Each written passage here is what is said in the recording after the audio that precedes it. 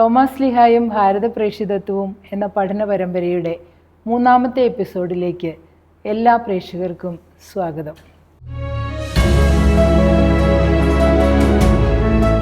ഈ പഠന പരമ്പരയിൽ ചരിത്ര വസ്തുതകൾ നമുക്ക് വിശദീകരിച്ച് തരുന്നത് കോതമംഗലം രൂപതയുടെ മുഖ്യ വികാരി ജനറലായ മോൺസിഞ്ഞോർ പയസ് മലയക്കണ്ടത്തിൽ അച്ഛനാണ്. അച്ഛ, ഈശംസിഹായ്ക്ക് സ്തുതിയായിരിക്കട്ടെ. സ്വാഗതം. അച്ഛ, തോമാശ്ലീഹായും മൈലാപ്പൂരുമായി ബന്ധപ്പെട്ടുള്ള കാര്യങ്ങൾ, തോമാശ്ലീഹായുടെ രക്തസാക്ഷിത്വം എന്നിവയെക്കുറിച്ച് അച്ഛൻ പ്രേക്ഷകർക്കൊന്ന് വിശദീകരിച്ച് കൊടുക്കാമോ? തോമാശ്ലീഹയെക്കുറിച്ച് പറയുമ്പോൾ അദ്ദേഹം മൈലാപ്പൂരിനോട് ബന്ധപ്പെട്ടാണ് പല നറേറ്റീവ്സും നമ്മൾ രേഖകൾ കൂടുതൽ കാണുക. കൊടുങ്ങല്ലൂർ വന്നെന്ന് പറഞ്ഞെങ്കിലും അദ്ദേഹം മൈലാപ്പൂർ പോയി, മൈലാപ്പൂർ സുവിശേഷം പ്രസംഗിച്ചു, ക്രൈസ്തവ കൂട്ടായ്മ തുടക്കമിട്ടു. അവിടെ ചൈനയ്ക്ക് പോയി, ചൈനയിൽ സുവിശേഷം പ്രസംഗിച്ച് തിരിച്ചു വന്നു. എന്നിട്ട് കൊല്ലം നിലയ്ക്കൽ നിരണം ഒക്കെ വന്ന് കൊടുങ്ങല്ലൂർ വന്നു, പാലൂരൊക്കെ പോയി, വീണ്ടും മൈലാപ്പൂർ പോയി രക്തസാക്ഷിത്വം ഭരിച്ചു എന്നുള്ളതാണ് നമ്മുടെ റമ്പാമ്പാട്ടിലും പിന്നീട് ഒരു പരിധിവരെ മാർഗ്ഗംകളി പാട്ടുകളിലെല്ലാം സൂചിപ്പിക്കുക. അപ്പോൾ തോമാശ്ലീഹയുടെ പ്രധാനപ്പെട്ട പ്രേക്ഷിത രംഗങ്ങൾ ഒന്ന് മൈലാപ്പൂരാണ്. മൈലാപ്പൂർ എന്തോരം ക്രൈസ്തവ കൂട്ടായ്മ ഉണ്ടായെന്ന് നമുക്കറിയില്ല. പക്ഷേ 2-3 നൂറ്റാണ്ട് വരെ ക്രൈസ്തവർ ഉണ്ടായിരുന്നുവെന്നും അവിടുന്ന് മതപീഡനം ഉണ്ടായപ്പോഴവർ കൊല്ലം തേവലക്കര ആ ഭാഗത്തേക്ക് അവർ കുടിയേറിയെന്നും, തിരുവിതാംകോട് തൊട്ട് കൊല്ലം തേവലക്കര ഭാഗത്തേക്ക് കുടിയേറിയെന്നുള്ളതാണ് മനസ്സിലാക്കപ്പെടുക. കാരണം ആ ഭാഗത്തുള്ള എല്ലാവരും പറയുന്നത് മൈലാപ്പൂരായിരുന്നു. മൈലാപ്പൂരിൽ നിന്ന് ആക്രമണം വന്നപ്പോൾ ഞങ്ങളോട് യാത്ര ചെയ്തതാണ്, ഇങ്ങോട്ട് വന്നതാണ്. അപ്പോൾ അതിന് വേറിട്ടൊരു പാരമ്പര്യം, നമ്മുടെ ക്രൈസ്തവ കൂട്ടായ്മയെക്കുറിച്ച് പഠിക്കുമ്പോൾ പല കാര്യങ്ങളും പഠിക്കുന്നുണ്ട്. ലിഖിതങ്ങളിലുള്ള രേഖകൾ പഠിച്ച് അവരുടെ ചരിത്രം മനസ്സിലാക്കാൻ ശ്രമിക്കുന്നുണ്ട്. ഉത്ഖനനം നടത്തിയ വസ്തുക്കൾ എടുത്തുകൊണ്ട് അവരുടെ ലെയർ വൈസ് പഠനങ്ങൾ നടത്താൻ ശ്രമിക്കുന്നുണ്ട്. ക്രോണോളജിക്കൽ ഘട്ടങ്ങളിലെ ചേഞ്ച് ഓവർ ടൈം പഠിക്കാൻ ശ്രമിക്കുന്നുണ്ട്. പിന്നെ അവരുടെ കൾച്ചറും എത്നിക് ബിഹേവിയറും അവരുടെ സോഷ്യൽ ബിഹേവിയറൊക്കെ പഠിക്കാൻ വേണ്ടിയിട്ട് കമ്മ്യൂണിറ്റികൾ തന്നെ പഠിക്കുന്നുണ്ട്. അപ്പം അങ്ങനെ പഠിക്കും. ഈ പ്രദേശത്ത് ക്രൈസ്തവർക്ക് ഒരു വ്യതിരിക്തതയുണ്ട്. ആ വ്യതിരിക്തത ഒരു പങ്ക് ചിലപ്പോൾ ഇരുന്നായിരിക്കാം. മാണിക്യവസകാരുടെ ആക്രമണം മൂലം അവിടുന്ന് കുടിയേറി എന്ന് പറയുന്നവരുണ്ട്.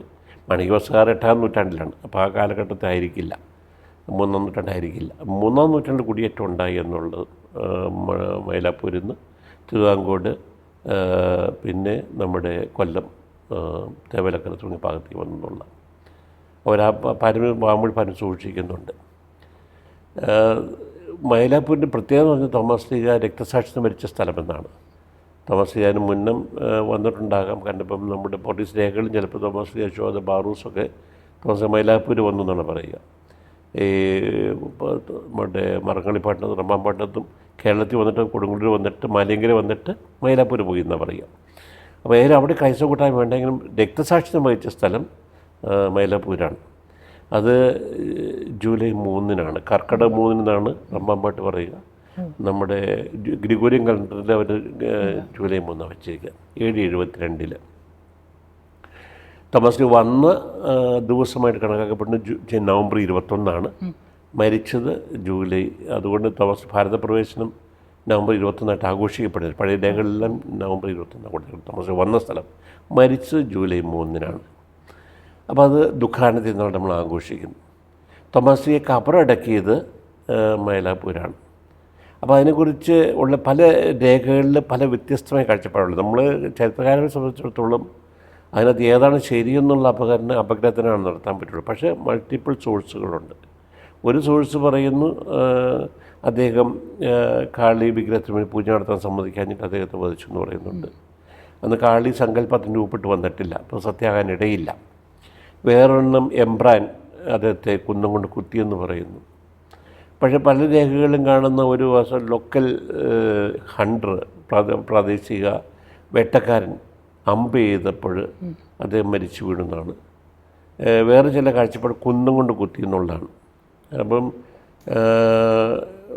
ഈ മാർക്കോപോളോ 1292 എഴുതുമ്പോൾ അദ്ദേഹം പറയണത് അദ്ദേഹത്തെ കൊല്ലാൻ വേണ്ടിയിട്ട് അമ്പ് ചെയ്തപ്പോൾ അത് തറച്ചു കൊന്ന് അദ്ദേഹം മരിച്ചു വീണ് മയിലുകളുടെ മധ്യയാണ് അപ്പോൾ അതുകൊണ്ട് മൈലാപ്പൂർ എന്ന പേര് കൊടുക്കുന്നു എന്നുള്ള രീതിയിൽ മയിലുകളുടെ പട്ടണം. തോമസ് ലീയുടെ മരണത്തിന് ശേഷമാണോ മൈലാപ്പൂർ എന്ന് പേര് വന്നത്? രേഖയില്ല അതിന് മുന്നേ. നമ്മളുള്ള കാര്യങ്ങൾ അങ്ങനെയല്ലേ പറയാൻ പറ്റുള്ളൂ. അതിന് മുന്നേ മയിൽ അവിടെ ഉണ്ട്. അതിന് മുന്നേ അവിടെ കബരീശ്വരർ ടെമ്പിൾ അമ്പലങ്ങളൊക്കെ ഉണ്ട് അവിടെ, മൈലാപ്പൂരുണ്ട്. പക്ഷേ അത് മൈലാപ്പൂരിനോട് ബന്ധപ്പെട്ടല്ല. പക്ഷേ നമുക്ക് ഈ മൈലാപ്പൂരിൽ നിന്ന് മദ്രാസിനടുത്താണ്. അപ്പോൾ മദ്രാസ് ഒന്നും പ്രധാനപ്പെട്ട രംഗത്ത് ഒരിടത്തും ഇല്ല. അന്നത്തെ ഏറ്റവും പ്രധാനപ്പെട്ട കച്ചവട കേന്ദ്രം പൂമ്പുഹാറാണ്, അല്ലെങ്കിൽ കാവേരി പട്ടണമാണ്. ചോളന്മാരുടെ പ്രധാനപ്പെട്ട തുറമുഖ പട്ടണം കാവേരി പട്ടണമാണ്. അതിന് വലിയ ദൂരെയല്ല മൈലാപ്പൂർ. അപ്പോൾ അതിൻ്റെ ഒരു കീഴിലുള്ള തുറമുഖം എന്ന് വേണ്ടി വിശേഷിപ്പിക്കാവുന്ന അവസ്ഥയിലേ ഉള്ളൂ മൈലാപ്പൂർ. മദ്രാസോ അല്ലെങ്കിൽ മൈലാപ്പൂർ എന്നൊക്കെ പറയാവുന്നത്. അപ്പോൾ ആ സ്ഥലങ്ങൾക്ക് പേര് കാലഘട്ടത്തിൽ രൂപപ്പെട്ട് വന്നായിരിക്കാം. പഴയ രേഖകളിൽ പറയും തോമസ് ലീ കലാമിനയിൽ മരിച്ചു എന്നുള്ളതാണ്. കലാമിന പഴയ റോമൻ മാർട്ടിരോളജിയിലും മറ്റ് മാർട്ടിരോളജി ലിസ്റ്റിനകത്തെല്ലാം പറയുക തോമസ് ലീ കലാമിനെ മരിച്ചു എന്നുള്ളതാണ്. കലാമിന എവിടെയാണ് എന്ന വലിയ അന്വേഷണ ശ്രമങ്ങൾ ഒത്തിരി ചരിത്രകാരൻ നടത്തുകയുണ്ടായി, പ്ലാസിഡ് അച്ഛനൊക്കെ നടത്തുകയുണ്ടായി. അത് ചോളമണ്ഡലത്തിൻ്റെ ചുരുക്കെഴുത്താണ് കലാമിന എന്നുള്ളതാണ്. നമ്മുടെ 16-ാം നൂറ്റാണ്ട് ഫ്രാൻസിസ് സേവിയർ പറയുന്നുണ്ട് തോമസ് ലീ മരിച്ചത് കലാമിനെയാണ്, അതിപ്പോഴത്തെ മൈലാപ്പൂരാണെന്ന് 1540 അധികം എഴുതുന്നുണ്ട്. അപ്പം കലാമിന എന്ന് പറഞ്ഞ് സൂചിപ്പിക്കുന്ന സ്ഥലം മൈലാപ്പൂർ തന്നെയാണെന്ന് ഫ്രാൻസിസ് സേവിയർ വ്യക്തമായിട്ട് ദ്യോതിപ്പിക്കുന്നുണ്ട്. അപ്പോൾ അദ്ദേഹം മൈലാപ്പൂർ എന്ന് പറഞ്ഞ സ്ഥലത്ത് രക്തസാക്ഷ്യം ഭരിച്ചെന്നുള്ളത്. ഡുവാർട്ടെ ബർബോസ 1514 എഴുതുമ്പോഴും അദ്ദേഹം പറഞ്ഞ തോമസ് ലീയെ ഒരു അമ്പ് ചെയ്ത് ഇപ്പോഴും അദ്ദേഹം പറന്നുയർന്നു മയിലായിട്ട് അദ്ദേഹം മരിച്ചു വീണെന്നുള്ള രീതിയിലാണ്. അപ്പോൾ മയിലിനോട് ബന്ധപ്പെടുത്തിയാണ് തോമസ് ലീ ആശ്വസിപ്പിക്കാനായിട്ട് മയിൽ വരുന്നതായിട്ടൊക്കെ പറയുന്നുണ്ട്. ഇതൊരു ഇമേജറി ആയിരിക്കാം, ഞാൻ ചരിത്രമാണെന്നും പറയണമെന്നുമില്ല. പക്ഷേ ഒരു കാര്യം വ്യക്തമാണ്, തോമസ് ലീ മരിച്ചത് മയിലാപ്പൂർ. കാരണം ആളുകൾ അവരുടെ വിശ്വാസവും അവരുടെ മനസ്സിലാക്കലും വിശദീകരിക്കാൻ വേണ്ടി പല ഇമേജറികളും മെറ്റഫറുകളും എടുക്കും. കാരണം കാണാൻ ഭംഗിയുള്ളതിനും അല്ലെങ്കിൽ സുന്ദരമായിട്ടുള്ളതിനോട് ബന്ധിപ്പിച്ചുകൊണ്ട് ഒരു വിശുദ്ധനെ അവർക്ക് റിലേറ്റ് ചെയ്യാൻ പറ്റുന്ന വിധത്തിൽ അവരെടുക്കും. അപ്പോൾ അങ്ങനെ എടുത്തതിൻ്റെ ഭാഗമായിട്ടായിരിക്കും വ്യത്യസ്തമായ വേർഷൻസ് ഉണ്ടായി. കാരണം ഒരു സിംഗിൾ നറേറ്റീവ് അല്ല ഉള്ള മൾട്ടിപ്പിൾ നറേറ്റീവ് ഉണ്ടെന്ന് സൂചിപ്പിക്കാൻ വേണ്ടിയാണ് സൂചിപ്പിച്ചത്. പക്ഷെ മരിച്ചത് മൈലാപ്പൂരാണ് എന്നത് വ്യക്തമാണ്. കാരണം നമുക്കൊരു 4-ാം നൂറ്റാണ്ട് 5-ാം നൂറ്റാണ്ട് തൊട്ട് തുടർച്ചയായിട്ടുള്ള ഒരു തീർത്ഥാടന പാരമ്പര്യം മൈലാപ്പൂരിലുണ്ട്. മാർക്കോപോളോ പറയുന്നത് മൈലാപ്പൂർ തീർത്ഥാടകർ ഇന്ത്യക്ക് പുറത്തുനിന്നും വരുന്നു, വന്നിട്ട് ഇവിടുന്ന് ചുവന്ന മണ്ണ് എടുത്തുകൊണ്ട് പോകുന്നു മൈലാപ്പൂരിൽ നിന്ന്. ആ മണ്ണ് വെള്ളത്തിൽ കലക്കി കുടിക്കാൻ കൊടുക്കുന്നു. അപ്പോൾ രോഗം വരുമ്പോൾ ശമനത്തിനായിട്ട് മണ്ണാണ് കൊടുക്കേണ്ടത്. ഈ തോമസ് ലീയുടെ കബറിടത്തിൽ നിന്ന് എടുക്കുന്ന മണ്ണ്. അത് ജൊണ്ണാഥയ്ക്കകത്തും പറയുന്നുണ്ട്, ഇവിടുന്ന് കേരളത്തിൽ നിന്ന് തീർത്ഥാടനത്തിന് പോകുന്നവർ തോമസ് ലീയുടെ കബറിടത്തിൽ നിന്ന് മണ്ണ് എടുത്തുകൊണ്ട് വന്നിട്ട് അത് മരുന്നായിട്ട് ആളുകൾക്ക് കൊടുക്കുന്നു. 2 ആളുകൾ കുഞ്ഞുങ്ങൾ ജനിച്ചു കഴിയുമ്പോൾ 40-ാം പക്കം അമ്മ ആൺകുഞ്ഞിനെ കൊണ്ട് പള്ളി വരണം, പെൺമക്കളാണെങ്കിൽ 80-ാം പക്കമാണ് വരേണ്ടത്. അപ്പോൾ വരുമ്പോൾ ഈ മണ്ണ് തൂവിയാണ് അവർ പള്ളിയിലേക്ക് സ്വീകരിക്കുന്നത്. അപ്പം പരിശുദ്ധമാണ്. അപ്പോൾ തോമസ് ലീയുടെ രക്തസാക്ഷി സംഭവിച്ച മൈലാപ്പൂർ അത് വിശുദ്ധമായ സ്ഥലമാണ്. ഞങ്ങളുടെ വിശ്വാസം തുടക്കമിട്ട വിശുദ്ധൻ്റെ കബറിടമാണ്. ആ കബറിൽ പോയി പ്രാർത്ഥിക്കുക, അവിടുന്ന് മണ്ണെടുക്കുക. അത് അവരുടെ വിശ്വാസ ജീവിതത്തിൻ്റെയും സഭാത്മക ജീവിതത്തിൻ്റെ അവിർഭാജ്യ ഘടകമായതുകൊണ്ടാണ് ഈ മണ്ണ് തുവികൾ സ്വീകരിക്കുന്ന പാരമ്പര്യം. അപ്പോൾ ഇത് തുടർച്ചയായിട്ട് നടക്കുന്ന ഒരു കാര്യമാണ്. അപ്പോൾ ഇങ്ങനെ ഒരു പാരമ്പര്യത്തെ നമ്മൾ കാണുക. അപ്പോൾ ഈ പശ്ചാത്തലത്തിലാണ് ഞാൻ രക്തസാക്ഷിത്വത്തെ കാണുന്നത്. കാരണം ഒരു സിംഗിൾ നറേറ്റീവ് തീരുന്നതല്ലത്. ആ സിംഗിൾ നറേറ്റീവിനൊപ്പം തന്നെ ഒരു കോൺസിസ്റ്റൻ്റ് പ്രാക്ടീസുകൾ ഉണ്ടാകുകയാണ്. ഈ മരിച്ച സ്ഥലത്തോടും ഖബറടങ്ങിയ സ്ഥലത്തോടും ഈ മണ്ണിനോടൊക്കെ ബന്ധപ്പെട്ട് നിരന്തരമായ ഒരു പാരമ്പര്യ ക്രമങ്ങൾ സംഭവിക്കുകയാണ്. അതുകൊണ്ട് ബന്ധിപ്പിച്ച് വേണം ഇതിനകത്ത് ചരിത്ര സാധ്യത എന്തുകൊണ്ട് നൽകാൻ വേണ്ടിയിട്ട്. അപ്പം അതിൻ്റെ നറേറ്റീവിനകത്ത് പറയുന്നത് ചിന്നമലയിലായിരുന്നു പ്രാർത്ഥിച്ചുകൊണ്ടിരുന്നപ്പോഴാണ് അദ്ദേഹത്തിന് വേടൻ്റെയോ അല്ലെങ്കിൽ പൂജാരിയുടെ ആരും ആകട്ടെ, കാരണം അത് തന്നെ എഴുതി വരുമ്പോഴും മനസ്സിലാക്കിയ വിധത്തിൽ ഭേദവ്യത്യാസങ്ങളുണ്ടാകാം. പക്ഷേ അവിടെ വെച്ച് മരിച്ചു എന്നുള്ള എല്ലാവരുടെയും രേഖകളിലുണ്ട്. ആര് കൊന്നു എന്നുള്ളത് വ്യത്യസ്ത കാര്യമാണ്. കാരണം ഇന്ന് ഓരോ വാക്കുകൾ ഉപയോഗിക്കുമ്പോൾ സൂക്ഷിച്ച് പറയേണ്ടിയിരിക്കുന്നു. ഒരു പൂജാരി കൊന്നു എന്ന് പറയുമ്പോൾ അതിന് തക്കതേ കാരണം ഉണ്ടാകണമല്ലോ. അപ്പം അദ്ദേഹം പറഞ്ഞ വാക്കുകൾ മതവിഭാഗത്തെ പ്രകോപിപ്പിച്ചിട്ട് അത് കൊന്നു എന്നുള്ളതാണ്. അപ്പം ഞാൻ അങ്ങോട്ടൊന്നും ഒത്തിരി കടന്നു പറയാൻ ആശിക്കുന്നില്ല. കാരണം ഇത് വളരെ സെൻസിറ്റീവ് ലോകമാണിത്. കാരണം നമുക്ക് തെളിവില്ലാതെ അത് കടത്തി പറയാൻ പറ്റില്ല. അപ്പോൾ അവിടെ വെച്ച് മതിക്കപ്പെട്ടു. അവിടെ നിന്ന് അദ്ദേഹം പെരിയമലയിൽ ഇപ്പോഴത്തെ എയർപോർട്ട് തൊട്ടടുത്തുള്ള പെരിയമലയിലേക്ക് അദ്ദേഹം നടന്നു അവിടെ വെച്ച് മരിച്ചു വീണെന്നുള്ളതാണ്. അവിടെ വെച്ച് പ്രാർത്ഥിച്ചുകൊണ്ട് വേടൻ്റെ അല്ലെങ്കിൽ ആരുടെങ്കിലും അമ്പേറ്റ് ആക്രമിക്കപ്പെടുന്ന ചിന്നമലയാണ്. അവിടുന്ന് പെരിയമല നടന്നു ആണ്. അദ്ദേഹത്തിൻ്റെ ശരീരം അടക്കിയ സ്ഥലമാണ് സാന്തോം എന്ന് പറയുന്നത്, ഇപ്പോൾ കത്തീഡ്രലിരിക്കുന്ന സ്ഥലം. അദ്ദേഹത്തിന്റെ ഭൗതികാവശിഷ്ടം അവിടെയാണ് അടക്കിയേക്കണേ സാന്തോം. അതിനെക്കുറിച്ച് പറയാമോ? അതിൻ്റെ ഭൗതികാവശിഷ്ടം അവിടെയായിരുന്നു ഉണ്ടായിരുന്നത്.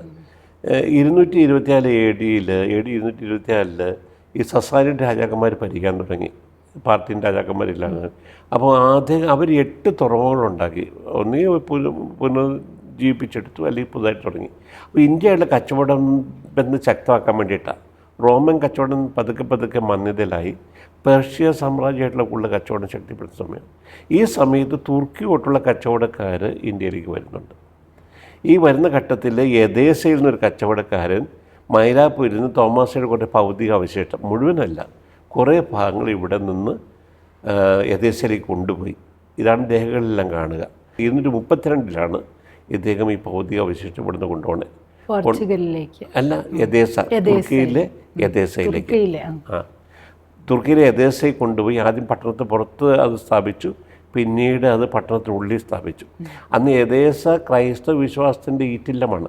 റോമ സാമ്രാജ്യത്തിലെ കിഴക്കൻ പ്രദേശങ്ങളിൽ ഏറ്റവും പ്രധാനപ്പെട്ട ക്രൈസ്തവ കേന്ദ്രം യദേസയാണ്.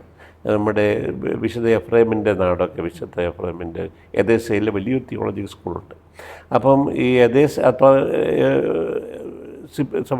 നമ്മുടെ അദ്ദേഹം എഫ്രൈം ബിഷപ്പ് അല്ലെങ്കിൽ എഫ്രൈം വിശുദ്ധൻ ജനിക്കുന്ന മുമ്പ് തന്നെ ഈ ഭക്തി രൂപപ്പെട്ടു വന്നിരുന്നു.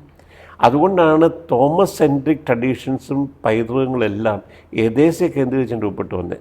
ഈവൻ തോമസയുടെ പൈതൃകം എന്ന് പറഞ്ഞ കൃതി പോലും എഴുതപ്പെട്ട യദേസയിലാണ്. ഈ ഭൗതിക അവശിഷ്ടത്തിൻ്റെ ഒരു ഭാഗം അങ്ങോട്ട് മാറ്റിയതിന് ശേഷം 240 ഈ തോമസ് നടപടി പുസ്തകം എന്നുള്ള ആ ഒരു പുസ്തകം, ആക്സ് തോമസ് എന്ന് പറഞ്ഞ പുസ്തകം സുറിയാനി ഭാഷയിൽ യദേസയിൽ എഴുതപ്പെടണേ. അപ്പോൾ ഈ കൊണ്ടുവന്ന് തോമാസ്ലിയുടെ പ്രേക്ഷിത പ്രവർത്തനം എന്തെല്ലാമാണ്, എവിടെയൊക്കെ നടന്നത്, ഏതെല്ലാം മാനങ്ങളാണ് നടന്നതെന്ന് വിശദീകരിക്കുന്ന ഗ്രന്ഥമായിട്ടാണ് ഈ ആക്സ് ഓഫ് തോമസ് രൂപപ്പെട്ട് വന്നത്. അപ്പോൾ അങ്ങനെ വായിക്കുമ്പോഴാണ് ഇത് ചരിത്ര രേഖയായിട്ട് ഈ കൃതി എടുക്കണം നമുക്ക് തോന്നുക. കാരണം ഒരു ആകസ്മികതയിൽ എഴുതപ്പെട്ട കൃതിയല്ല, അതിനൊരു കാരണമുണ്ട്. അപ്പോൾ തോമാസ്ലിയുടെ ഭൗതികവശിഷ്ടം ഇവിടുന്ന് മൈലാപ്പൂരിൽ നിന്ന് അതിൻ്റെ ഒരു ഭാഗം കൊണ്ടുവന്ന് പ്രതിഷ്ഠിച്ച് കഴിഞ്ഞപ്പോൾ ഈ തോമസ് ഇന്ത്യയിൽ എന്ത് ചെയ്തു, എവിടെയൊക്കെ സുവിശേഷം പ്രസംഗിച്ചു, അപ്പം ആരൊക്കെയായിരുന്നു അന്നത്തെ എളുപ്പമാക്കി കൊടുത്ത വ്യക്തികൾ, അങ്ങനെയൊക്കെ വിശദീകരിക്കുന്ന കൃതിയായിട്ട് ആക്സ് ഓഫ് തോമസ് മാറി. അപ്പോൾ ആ പശ്ചാത്തലത്തിലാണ് കൃതി എഴുതപ്പെട്ടത്. ഞാൻ വീണ്ടും മൈലാപ്പൂരിലേക്ക് വരാം. ബാക്കി ഭൗതിക അവശിഷ്ടം അവിടെ തുടരുകയാണ്. അപ്പോൾ പോർട്ടീസുകാർ വന്ന 1517 അവർ കേൾക്കാനിടയായി മൈലാപ്പൂർ തോമാസ്ലിയുടെ കബറിടം ഉണ്ടെന്ന്. അതുവരെ പാശ്ചാത്യ ലോകത്തിന് അറിയില്ല തോമാസ്ലിയുടെ കബറിടം മൈലാപ്പൂരുണ്ടെന്നുള്ള കാര്യം. മാർക്കോപ്പോള എഴുതിയെങ്കിലും അതൊക്കെ ആൾക്കാർ വിശ്വസിച്ചിരുന്നില്ല. അപ്പം തോമാസ്ലിയുടെ കബറിടം അത്രയും ഉണ്ടെന്നുള്ള വിവരം ഈ നമ്മൾ 4, 5, 6 നൂറ്റാണ്ടിലുണ്ടെങ്കിലും തോമാസ്ലിയുടെ കബറിടത്തിൻ്റെ ഒരു ഭാഗം ഭൗതികവശിഷ്ട അംശം യദേസയിൽ നിന്ന് ഓർത്തോണയിലേക്ക് കൊണ്ടുപോയി അത് ഇറ്റലിയിലാണ് എന്ന ധാരണയുണ്ടായിരുന്നു. പക്ഷേ ആൾക്കാർ പറഞ്ഞു ഇവിടെ തന്നെ തോമാസ്ലിഹ കബറിടം കേൾക്കണേ, അതിവിടെയുണ്ട്. അങ്ങനെയാണ് 1521 ആ ഭാഗം ഉദ്ഘാടനം ചെയ്യാമെന്ന് പോർട്ടുഗീസുകാർ തീരുമാനിക്കുകയും 1523 ആ പ്രദേശം മൊത്തം അവർ കുഴിച്ചെടുത്തു, എക്സ്കവേഷൻ നടത്തി കഴിഞ്ഞപ്പോൾ ഒരു പാത്രത്തിനകത്ത് തോമാസ്ലിഹയുടെ അതെന്ന് വിശ്വസിക്കപ്പെടുന്ന ഈ തലയൂട്ടിയുടെ ചില ഭാഗങ്ങൾ, വേറൊരിടത്തിനകത്ത് അമ്പൻ ഈ കുന്തത്തിൻ്റെ ചില അംശങ്ങൾ, വേറെ ചിലത്ത് ഇഷ്ടികകൾ. ആ ഇഷ്ടികകൾ പട്ടണത്തിൽ നിന്ന് മരിക്കമേടുന്നു. രണ്ടും റോമൻ കച്ചവട കാലഘട്ടത്തിലെ ഇഷ്ടികളുടെ വലിപ്പമുള്ള അതേ അളവിലുള്ള ഇഷ്ടികകൾ ഈ ഇവിടെ നിന്ന് മൈലാപ്പൂരിൽ നിന്ന് പോർട്ടുഗീസുകാർ കണ്ടെത്തുകയുണ്ട് 1523. അപ്പോൾ അത് തോമാസ്ലിയുടെ കബറിടമാണ് എന്ന് വിശ്വസിക്കപ്പെടുകയും തെളിവുകളാണ്. അവിടെയാണ് സാന്തോം കത്തീഡ്രൽ പിന്നീട് ഉയർത്തപ്പെടുകയും ചെയ്തത്. അപ്പോൾ മൈലാപ്പൂർ ചെന്ന് കഴിയുമ്പോൾ ഈ 3 സ്ഥലങ്ങൾ പ്രധാനപ്പെട്ടാണ്: ചിന്നമല, പെരിയമല, പിന്നെ തോമാസ്ലിയുടെ ഭൗതിക അവശിഷ്ടം നിൽക്കുന്ന ആ ഒരു കത്തീഡ്രൽ, സാന്തോം കത്തീഡ്രൽ. അദ്ദേഹത്തിൻ്റെ കുഴിമാടത്തിൽ നിന്ന് കിട്ടിയ ഈ എല്ല് ഇതെല്ലാം കൂടി ഗോവയ്ക്ക് അടുത്തുള്ള ഗോവയിൽ തന്നെയുള്ള റീബന്താർ എന്ന് പറഞ്ഞാൽ പഞ്ചിമിൻ്റെയും ഓൾഡ് ഗോവയുടെയും നടുക്കുള്ള സ്ഥലമാണ്. റീബന്താർ എന്നാണ് ഒറിജിനൽ പേര്, ഇപ്പോൾ റീബന്താർ എന്നറിയപ്പെടുക. അവിടുത്തെ പള്ളികളിലാണെന്ന് നിക്ഷേപിച്ചായിട്ട് പോലീസ് രേഖകളിൽ കാണുക. പോലീസുകാർ കണ്ടെത്തിയതിൻ്റെ അവശിഷ്ടങ്ങൾ അന്ന് പ്രധാനപ്പെട്ട പള്ളികളിലൊന്നാണ് റീബന്താർ പള്ളികൾ. അപ്പോൾ അങ്ങനെ മൈലാപ്പൂരിൻ്റെ ഒരു നോക്കുകയാണെങ്കിൽ ഒരു ക്രൈസ്തവ സാന്നിധ്യം, ആ ക്രൈസ്തവ സാന്നിധ്യം രൂപപ്പെട്ട പശ്ചാത്തലത്തിൽ തോമസ് ലീഗ അവിടെ വെച്ച് ഒന്നെങ്കിൽ ആകസ്മികമായിട്ടായിരിക്കാം, അല്ലെങ്കിൽ അത് വിശ്വാസം ഉയർത്തിപ്പിടിച്ച് വിശ്വാസത്തിൻ്റെ നിലകൊണ്ടതിൻ്റെ പേരിലാകാം. കാരണം നമുക്ക് പല നറേറ്റീവ്സ് ഉള്ളതുകൊണ്ട് ഏത് നറേറ്റീവാണ് ഏറ്റവും ശരി നമുക്കിപ്പോൾ പറയാൻ പറ്റുകയില്ല. പക്ഷേ അവിടെ രക്തസാക്ഷിത്വം മരിച്ചു എന്നുള്ള എല്ലാ നറേറ്റീവ്സും പറയുക. അത് തെളിയിക്കുന്ന ഒരു കബറിടം അവിടെയുണ്ട്. ആ കബറിടം തുടർച്ചയായിട്ട് ആളുകൾ സന്ദർശിക്കുന്ന കബറിടമാണ്. ആ കബറിടം 4-ാം നൂറ്റാണ്ടിലൊക്കെ നമ്മുടെ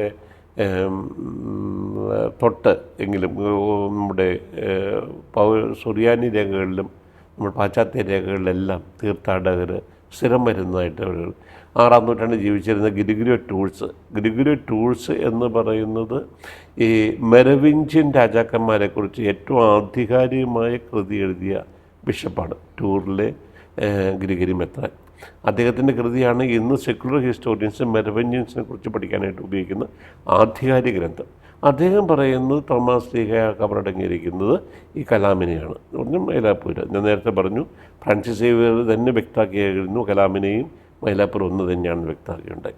അപ്പോൾ അവിടെ ഒരു ആശ്രമം, ഒരു പള്ളിയുണ്ട്, ഒരു ആശ്രമമുണ്ട്.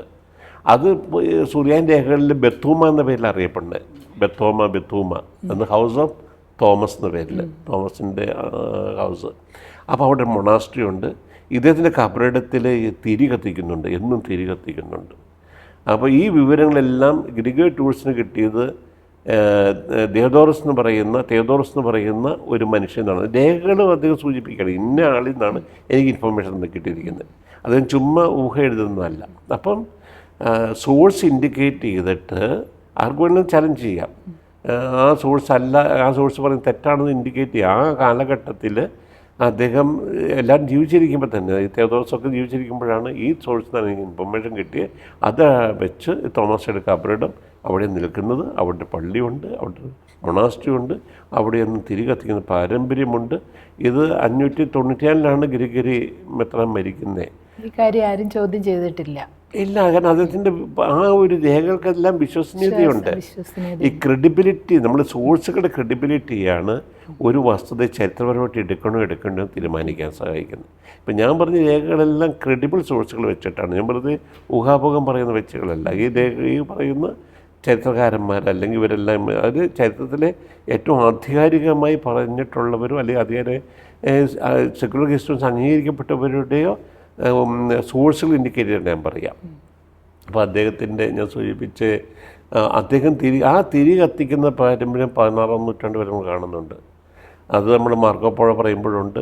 1292 വന്ന് സന്ദർശിക്കുമ്പോൾ 1516 സംഭവിച്ചൊരു പ്രത്യേകത എന്ന് പറഞ്ഞാൽ ഡുവാർട്ട ബർബോസ കൊച്ചിയിലുണ്ടായിരുന്നു. ദീർഘകാലം കണ്ണൂരിലെ പോർട്ടുഗീസ് ഫാക്ടറിയുടെ ചുമതലയായിരുന്നു. അദ്ദേഹം മൈലാപ്പൂർ സന്ദർശിച്ചിട്ട് അദ്ദേഹം പറയുന്നത് അവിടെ ക്രൈസ്തവരുണ്ട്, പക്ഷേ അധികം പേരില്ല, പള്ളി അതിന് ശ്രദ്ധിക്കുന്നില്ല. അവിടെ കബറിടത്തങ്ങളിൽ വിളക്ക് കത്തിക്കുന്ന പതിവുണ്ട്, പക്ഷേ ഇപ്പോൾ ആൾക്കാരൊന്നും ഇല്ലാത്തൊരു മുസ്ലിം പയ്യനാണ് ഇപ്പോൾ തിരി കത്തിക്കുന്നത്. പാരമ്പര്യ ആളുകൾ ഈ മുസ്ലിം പയ്യനോട് മുസ്ലിം എത്തി, പക്ഷേ ഈ കബറിടത്തിൽ തിരി കത്തിക്കുന്ന പതിവ് കൊണ്ട് നമ്മൾ കത്തിക്കുന്നതാണ്. ഈ അവിടുത്തെ സോഷ്യൽ ഗ്രൂപ്പ് മാറി, പക്ഷേ ഇത് വിശുദ്ധമായ ഒരു വ്യക്തിയാണെന്ന് കണ്ടുകൊണ്ട് വീണ്ടും കത്തിച്ചുകൊണ്ടിരിക്കുക. തീർന്നു പോവുക. അത് കുറച്ച് നാളത്തേക്ക് കത്തിച്ചിരുന്നാണ് ബർബോസയുടെ വിവരണത്തിൽ.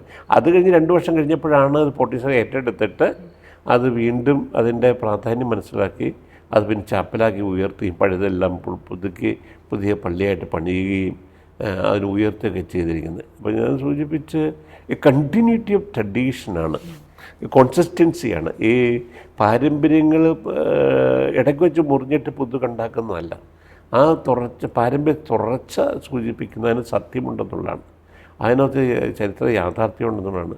1516 ആൻഡ്രിയ കൊർസാലി എന്ന് പറയുന്ന വ്യക്തി കൊച്ചി വരുന്നുണ്ട്. അത് ഇറ്റാലിയനാണ്, ഫ്ലോറൻസിൽ നിന്നുള്ള വ്യക്തിയാണ്. അപ്പോൾ പീറ്റർ സ്ട്രോസി എന്ന് പറഞ്ഞ വ്യക്തി, രണ്ടുപേരും ഇവിടുത്തെ കച്ചവട ഏജൻറ്റായിട്ട് വരുന്ന, പോർട്ടിസാറിൻ്റെ കീഴിൽ കച്ചവടം ചെയ്യാൻ വേണ്ടി വന്ന. പക്ഷെ രണ്ടുപേരും ഇറ്റാലിയൻസാണ്. അവർ ഇറ്റലിയിലെ വലിയ മെഡിച്ചി കുടുംബത്തിൻ്റെ ട്രേഡ് ഏജൻസാണ്. മെഡിച്ചി കുടുംബം എന്ന് പറയുന്നത് അന്നത്തെ ഫ്ലോറൻസിലെ ഏറ്റവും പ്രമുഖമായ കച്ചവട കുടുംബമാണ്. അന്ന് സഭയിലെ മാർപ്പാപ്പ മെഡിച്ചി കുടുംബമാണ്. ലിയോ 10 മാർപ്പാപ്പയാണ്. അദ്ദേഹത്തിൻ്റെ കാലത്താണ് വത്തിക്കാൻ ഈ പട്ടണത്തിൻ്റെ ഫൈനൽ രൂപമായിക്കൊണ്ടിരിക്കുന്ന സമയം. അപ്പോൾ ആ മെഡിച്ചി കുടുംബത്തിലെ ജൂലിയാനോ ഫ്രെഡറിക്കോ മെഡിച്ചി എന്ന് പറയുന്ന ട്രേഡ് ഏജൻ്റായ വ്യക്തി, ഈ പറഞ്ഞ ആൻഡ്രിയ കൊർസാലി, കൊച്ചിയിൽ നിന്ന് വന്നിട്ട് ഈ പീറ്റർ സ്ട്രോസിയുടെ കൂട്ടത്തിൽ കൊച്ചിയിൽ നടന്ന് മലമ്പാതയിൽ കൂടെ നടന്ന് മൈലാപ്പൂരിൽ തീർത്ഥാടനം നടത്തുക തോമസ് കബറിടത്തിലേക്ക്. അപ്പോൾ ഈ തീർത്ഥാടന പാരമ്പര്യം, ഈ തോമസ് കബറിടത്തിലേക്ക് നടത്തുന്ന തീർത്ഥാടന പാരമ്പര്യം, അത് കാണിക്കുന്നത് ഇതൊരു ആളുകളുടെ വിശ്വാസം ഇന്നും ഇന്നലെ തുടങ്ങിയതല്ല, നൂറ്റാണ്ടുകൾ തുടങ്ങുന്നു. ഞാൻ പറഞ്ഞു ഗ്രിഗറി ടൂൾസിൻ്റെ ഘട്ടം പറഞ്ഞു, പിന്നീട് ഇത് പറയുകയുണ്ടായി. ഇതിൽ ഏറ്റവും ശ്രദ്ധേയമായ ഒരു തെളിവെന്ന് പറയുന്നത് 883 ആംഗ്ലോ സാക്സൺ ക്രോണിക്കിളുണ്ട്. 883 വർഷം തയ്യാറാക്കപ്പെട്ടതാണ്. അന്ന് ഭരിക്കുന്ന രാജാവ് ആൽഫ്രഡ് ദ ഗ്രേറ്റ് ആണ്. വെസക്സിലെ ആൽഫ്രഡ് രാജാവാണ്. ലണ്ടന് വൈക്കിങ്സ് ആക്രമിക്കുക. വൈക്കിങ്സ് പറഞ്ഞ സ്കാൻഡിനേവിയൻ രാജ്യങ്ങളിലെ സ്വീഡൻ, നോർവേ, ഡെൻമാർക്ക് തുടങ്ങിയ രാജ്യങ്ങളിലെ അവിടുത്തെ ആളുകൾ, അവിടെ യൂറോപ്പ് മുഴുവൻ കീഴടങ്ങുന്ന ആളുകളാണ്. ഇവരുടെ ആക്രമണത്തിൽ നിന്ന് രക്ഷപ്പെടാൻ വേണ്ടിയിട്ട് ഈ ആൽഫ്രഡ് രാജാവ് നേർച്ച തരുന്നുണ്ട്. തോമസ് ലീഗയുടെ കബറിടത്തിലേക്ക് ഞങ്ങൾ നേർച്ച തരണമുള്ളതെന്ന് പറഞ്ഞിട്ടുണ്ട്. ആ നേർച്ച തോമസിയുടെയും ബർത്തലോമയുടെയും കബറിടങ്ങളിലേക്ക്, ഇന്ത്യയിലെ ഈ രണ്ടുപേരുടെയും കബറിടങ്ങളിലേക്ക്. അതിന് അദ്ദേഹം അയക്കുന്നത് സീഹെൽം എന്ന് പറയുന്ന ഒരു അംബാസഡറെയും മറ്റേ എദൽസ്റ്റാൻ എന്ന് പറഞ്ഞ അംബാസഡർ, ഈ 2 പേരെയും സമ്മാനം കൊടുത്ത്, പണം കൊടുത്ത് തോമസിയുടെ കബറിടത്തിലേക്ക് അയക്കിയത് 883 പോർട്ടുഗീസുകാർ വന്നേക്കാളും മുന്നും ആംഗ്ലോ സാക്സൺ ക്രോണിക്കിളെ കുറിച്ച് വെച്ചിരിക്കുന്ന, ഇപ്പോഴും ആംഗ്ലോ സാക്സൺ ക്രോണിക്കിൾ അടിച്ചു നോക്കിക്കഴിഞ്ഞാൽ നമ്മുടെ 883 വിവരം അറിയാം. ഞാൻ സൂചിപ്പിച്ച് ഈ തുടർച്ചയായ തോമാശ്രീയുടെ പാരമ്പര്യം, അത് ഖബറുടെ പാരമ്പര്യം ഇന്നെടുത്താണ്. അവിടെ ഒന്ന് പ്രാർത്ഥിച്ച സൗഖ്യമുണ്ട്, രക്ഷയുണ്ട്, നേർച്ച ചേർന്ന് കഴിഞ്ഞാൽ വിടുതലുണ്ട് എന്നൊരു കാഴ്ചപ്പാട് ഉണ്ടായിരുന്നത് കൊണ്ടാണ് ഇതെല്ലാം. അപ്പോൾ അത് അതിൽ തുടർച്ച കാണിക്കുന്നത് അതിനകത്തൊരു ചരിത്ര ക്രെഡിബിലിറ്റി, ഹിസ്റ്റോറിക്കൽ ക്രെഡിബിലിറ്റി ഉണ്ട്.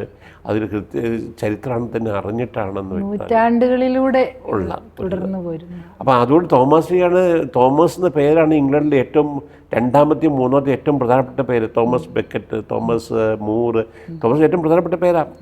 തോമസ് മാർട്ടിറോളജിയിൽ ഏറ്റവും പ്രധാനപ്പെട്ട സ്ഥാനം തോമസായി കൊടുത്തിട്ടുണ്ട്. ഈ കാരണം കൊണ്ടാണ് അവരൊരു വലിയ ശത്രുവിൻ്റെ ആക്രമണത്തിൽ നിന്ന് രക്ഷപ്പെടാനായിട്ട് തോമസ് കബറിടത്തിലുള്ള പ്രാർത്ഥന വഴിതെളിച്ചുള്ളതുകൊണ്ടാണ്. അപ്പോൾ ഞാൻ സൂചിപ്പിച്ച മൈലാപ്പൂരോട് ബന്ധപ്പെട്ടുള്ള ഒരു പാരമ്പര്യവും പൈതൃകവും അതിനെക്കുറിച്ചുള്ള ചരിത്രരേഖകളും വിവരണങ്ങളെല്ലാം വായിക്കുമ്പോൾ അവിടെ ഒരു ചരിത്രത്തിൻ്റെ സാധ്യതയില്ലേ? ഈ അറിവുകളെല്ലാം അരിച്ചുപറക്കി എടുക്കുമ്പോൾ സത്യത്തിന് അംശമില്ലേ? അത് സത്യമല്ലേ? അതാണ് ഈ അന്വേഷണത്തിൻ്റെ കൺക്ലൂഷനായിട്ട് എനിക്ക് പറയാനായിട്ട്. ഭാരതസഭയും മാർത്തോമാ സ്ലീഹായും എന്ന പഠന പരമ്പരയിൽ മോൺസിഞ്ഞോർ അച്ഛൻ തൻ്റെ അറിവിൻ്റെ മഹാസാഗരത്തിൽ നിന്ന് ചില മുത്തുകൾ പ്രേക്ഷകരുമായി പങ്കുവയ്ക്കുകയായിരുന്നു. അദ്ദേഹത്തിൻ്റെ കഠിന പരിശ്രമത്തിൻ്റെയും ആഴമേറിയ അറിവിൻ്റെയും ഗഹനമായ ഗവേഷണത്തിൻ്റെയും എല്ലാം നേർസാക്ഷ്യമാണ് ഈ എപ്പിസോഡിൽ നമ്മൾക്ക് കേൾക്കാനിടയായത്. നമ്മുടെ വിശ്വാസത്തെ ഊട്ടിയുറപ്പിക്കുന്ന, നമ്മുടെ പാരമ്പര്യത്തെ നമ്മുടെ നെഞ്ചോട് ചേർക്കാൻ സഹായിക്കുന്ന ഒരു പരമ്പര തന്നെയായിരുന്നു, പഠനം തന്നെയായിരുന്നു ഇത് എന്നത് സംശയമില്ല. അച്ഛന് ഹൃദയത്തിൻ്റെ ഭാഷയിൽ നന്ദി പറയുന്നു. മാർത്തോമാ സ്ലീഹായും ഭാരതസഭയും എന്ന പഠന പരമ്പരയുടെ അടുത്ത എപ്പിസോഡിനായി നമുക്ക് കാത്തിരിക്കാം. എല്ലാവർക്കും നമസ്കാരം.